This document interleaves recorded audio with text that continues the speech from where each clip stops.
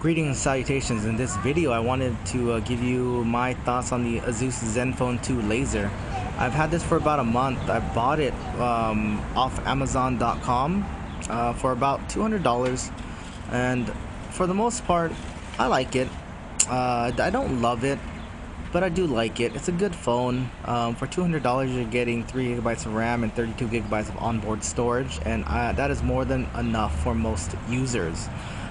This is running the Qualcomm chipset instead of the Intel chipset that was found in the regular ASUS ZenFone 2, and it doesn't feel as fast, but it can keep up with other phones, and it is, like I said, it's more than enough for most users. The phone has the laser assisted focusing right here. That's what that black thing is, and it does a good job of taking pictures, like very fast. So just right there, snap, pictures taken. That's pretty much it. I like the camera. It does a very good job of capturing details and makes the pictures look crisp. What I don't like is the image stabilization they have for this camera.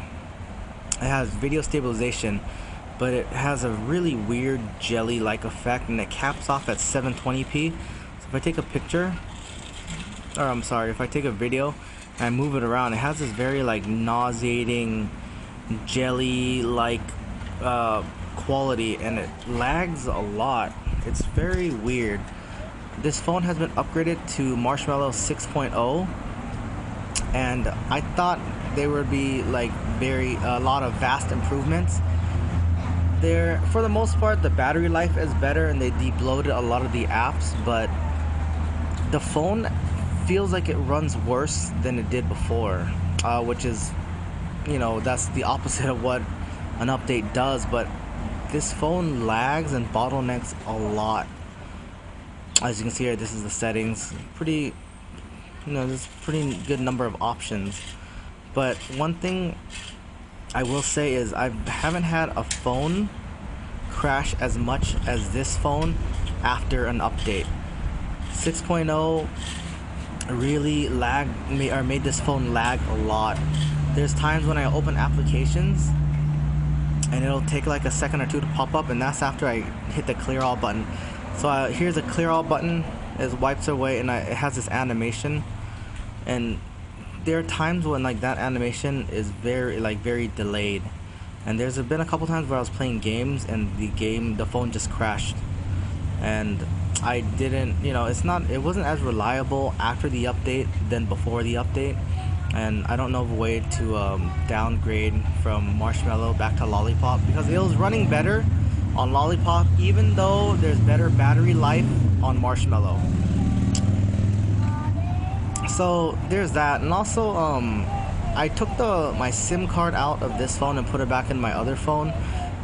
Because this phone was not getting 4G LTEs in areas that have previously gotten 4G LTE. So at work I was using 4G LTE because I don't have access to the Wi-Fi. And then after the upgrade, I didn't have 4G LTE any longer. It was very weird. So in areas that I had it before, I didn't have it afterwards. So that was the problem for me. That was one thing that I did not like. It's very weird. So I was waiting on an update for that, and I haven't seen one yet, and that's very unfortunate because I can't use this phone in that, without the LTE. It makes work a little bit too hard. But yeah, I like the phone. $200, you get a lot of phone for the money, but there's some compromises.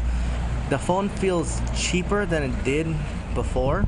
The plastic buttons are very, they feel like they're like cheap plastic, like they're gonna crack and peel, and they just don't feel good. Like the weight feels cheap.